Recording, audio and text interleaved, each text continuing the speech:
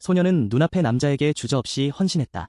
그녀는 남편에게 상처를 준 사람이 바로 이 남자라는 것을 알았음에도 불구하고 그제서야 그녀의 삶은 나락으로 떨어지고 극도로 비참해졌습니다. 그러나 그녀는 마음속의 미움을 해소하기 위해 사랑을 사용했습니다. 이것은 한국의 틈새 작품입니다. 이 이야기는 주로 무기력하고 슬픈 시기를 다루고 있습니다. 그러나 매우 동정적인 삼각형입니다. 불쌍한 소녀는 집에 돌아와서 계속해서 맛있는 저녁 식사를 준비할 생각을 했습니다. 갑작스러운 소식 없이 기념일을 축하해보세요. 갑자기 남편에게 교통사고가 닥쳤습니다. 수술이 끝난 후에야 비로소 그의 생명이 보장되었습니다. 하지만 그녀의 남편은 남은 여생을 휠체어에서만 보낼 수 있습니다. 원래 가장 중요한 능력을 잃었습니다. 이 결과는 그 소녀를 매우 고통스럽게 만들었습니다. 하지만 은윤 씨는 치료비와 회복비 등이 너무 높아 부담이 됐다. 여기저기서 긁어내고 여기저기서 빌릴 수밖에 없습니다. 이것은 삶을 더욱 어렵게 만듭니다. 절망에 빠졌습니다. 최대한 빨리 수술비를 지불하기 위해서입니다. 여자아이들은 연구소에서만 다시 일할 수 있습니다. 내 유일한 일은 나와 함께 식사하는 것입니다. 뭔가를 마시고 조금 더 가까이서 함께 춤을 춰보세요.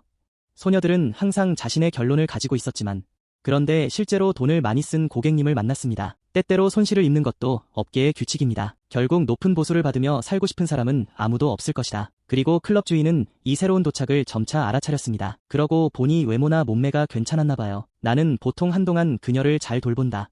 생활 조건이 개선되었지만 빚은 거의 없어졌지만 남편은 비관적이고 퇴폐적이다. 그러나 그것은 소녀의 마음을 매우 외롭고 차갑게 만들었습니다. 그래서 그날 상사 앞에서 그녀를 보는 것은 매우 슬펐습니다. 그녀의 기분이 좋지 않을 때 된장국을 대접하고 관심을 보이자고 제안하십시오.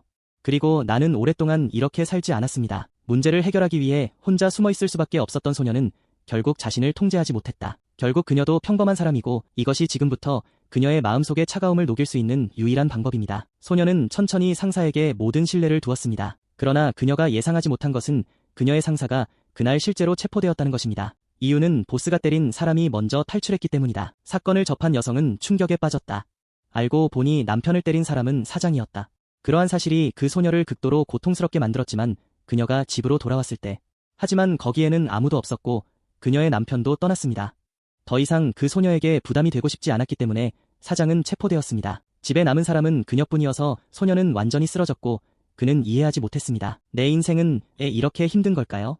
그가 한 모든 일은 이 가족을 위한 것이었습니다. 그의 친절은 칭찬이나 동정을 받지 못했을 뿐만 아니라 오히려 자신의 잘못이 되었기 때문에 슬퍼하고 나서 교훈을 얻었습니다. 그 잔인한 사람은 자신을 전혀 신경 쓰지 않고 이 무자비한 사람을 떠나기로 결정했기 때문입니다. 자신의 운명을 바꾸기로 결심하게 해주세요. 상사가 성관계에서 풀려날 때까지 기다리십시오. 그는 주도적으로 그를 대접하고 그의 상사를 집으로 데려갔습니다. 그리고 이번에 그는 자신의 행복을 손에 꼭 쥐기로 결심했습니다.